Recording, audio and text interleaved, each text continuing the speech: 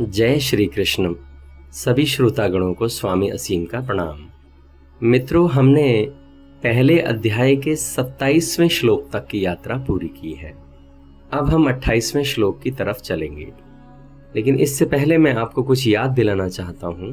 हमने देखा कि 20वां श्लोक, 21वां श्लोक ये गीता के प्राकट्य के श्लोक माने जाते हैं, यानी यहाँ से भगवत गीता प्रकट होती है ऐसा माना जाता है। यहाँ पर हम देखते हैं कि अर्जुन की एंट्री होती है और अर्जुन विचारों के एक मक्कड़ जाल में फंस चुके होते हैं। अर्जुन का जो चित्त है अब द्वंद्वग्रस्त हो गया है, कॉन्फ्लिक्ट में आ गया है। इसके लिए हमने उदाहरण के रूप में आपको फोड़े का एक एग्जाम्पल लिया था कि किसी व्यक्ति के शरीर में अगर फोड़ा हो जाता है तो वैद्य पहले उसे पकाने की कोशिश करते हैं और उसके बाद उससे मवाद निकाल देते हैं।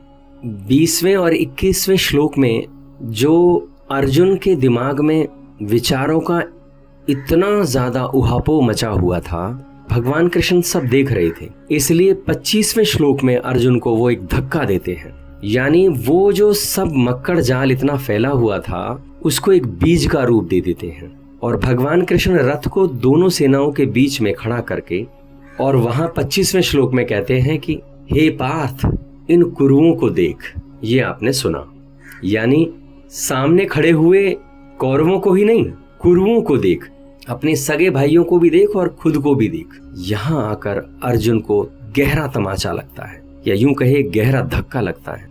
वो एक बीज का रूप बन जाता है भगवत गीता के लिए।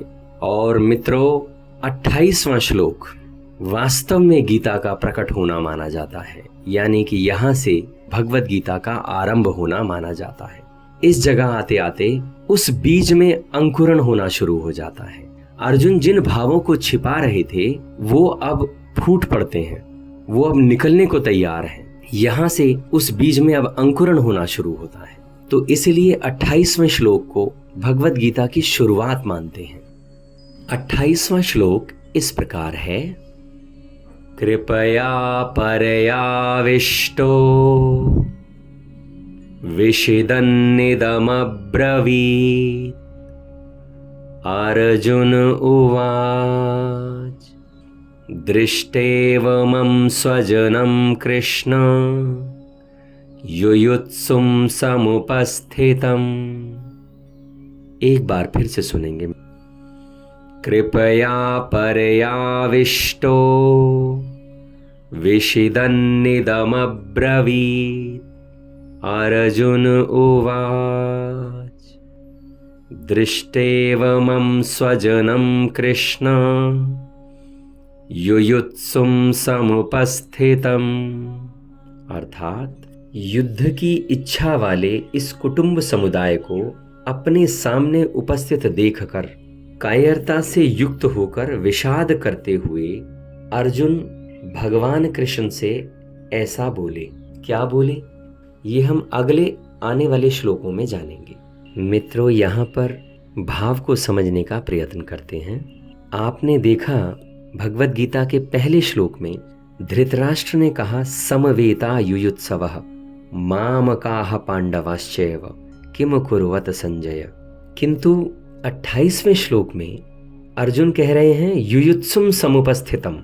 दोनों में बहुत गहरा भेद है, दोनों की दृष्टियों में बड़ा अंतर है। मित्रों, धृतराष्ट्र की दृष्टि में तो दुर्योधन आदि मेरे पुत्र हैं और युधिष्ठिर आदि पांडु के पुत्र हैं, ऐसा भेद होता है। इसलिए धृतराष्ट्र ने यहाँ मामकाह और पांडवाह ऐसा कहा, पर अर्जुन की दृष्टि में यह भेद नहीं है। अतः अर्जुन ने यहाँ स्वजनम कहा, जिसमें दोनों पक्ष के लोग आ जाते हैं। तात्पर्य यह है कि धृतराष्ट्र को तो युद्ध में अपने पुत्रों के मरने की आशंका से भय है, शोक है, परंतु अर्जुन को दोनों ओर के कुटुंबियों के मरने की आशंका से शोक हो रहा है। किसी भी तरफ का कोई भी मरे, पर वह है तो हमारा ही कुटुंबी। अर्जुन का दृष्टिकोण इस तरह है। दुर्योधन का देखना तो एक तरह का ही रहा है, अर्थात दुर्योधन को तो सिर्फ युद्ध ही करना है, उसका तो भाव ही युद्ध करने का है। परंतु अर्जुन दो तरह के भाव से यहाँ खड़े हुए हैं। पहले तो अर्जुन धृतराष्ट्र के पुत्रों को देखकर वीरता में आकर युद्ध के लिए धनुष उठाकर खड़े हो जाते हैं, अपना गांडीव उठा लेते हैं और अब स्वजनों को देखकर कायरता से आविष्ट हो रहे हैं और युद्ध से पलायन करना चाहते हैं, युद्ध से एस्केपिस्ट बनना चाहते हैं, युद्ध से भागना चाहते हैं। धृतराष्ट्र के दृष्टिकोण और अर्जुन के दृष्टिकोण में बहुत गहरा फर्क है। उसी तरह दुर्योधन के दृष्टिकोण में और अर्जुन के दृष्टिकोण में बहुत गहरा फर्क है। इस श्लोक में इतना ही, फिर मिलते हैं अगले श्लोक में। मैं स्वामी असीम आप सभी को प्रणाम करता हूं, मेरा प्रणाम स्वीकार करें। धन्यवाद।